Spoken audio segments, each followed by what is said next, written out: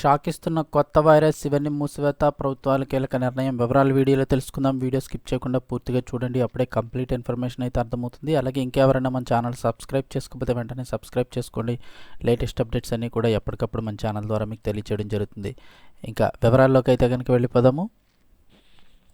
చైనాలో మరో కొత్త వైరస్ కలకలం రేపుతోంది. ప్రపంచాన్ని వణికించిన కరోనా వైరస్ మహమ్మారికి పుట్టిల్లైన చైనా ఇప్పుడు మరో మహమ్మారిని సృష్టించినట్లుగా తెలుస్తోంది.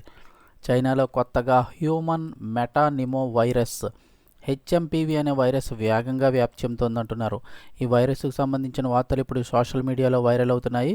చైనాలోని హెచ్ఎంవిపి వైరస్ బారిన పడి పెద్ద సంఖ్యలో ఆసుపత్రుల్లో చేరుతున్నట్లు సమాచారం.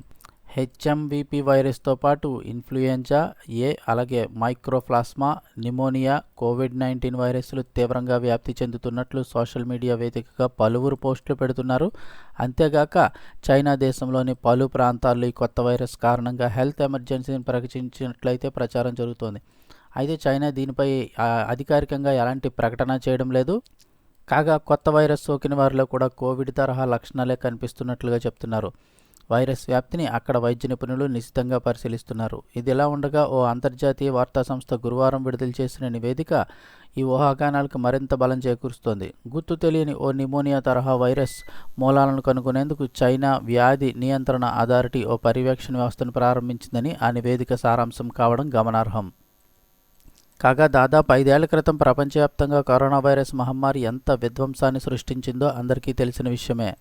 ప్రపంచవ్యాప్తంగా కోట్లాది మంది ప్రాణాలు కోల్పోగా 100 కోట్లకు పైగా ప్రజలు కరోనా బారిన పడి ఇప్పటికీ కొందరు దాని బాధితులుగానే ఉన్నారు.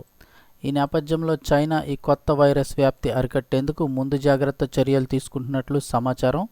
వైరస్ కారకాలను గుర్తించేందుకు నిరంతరం అధికార యంత్రాంగానికి అవసరమైన సూచనలు చేసేందుకు ప్రత్యేక వ్యవస్థను ఏర్పాటు చేసినట్లు చైనా అధికారిక మీడియా CCTV అయితే వెల్లడించింది.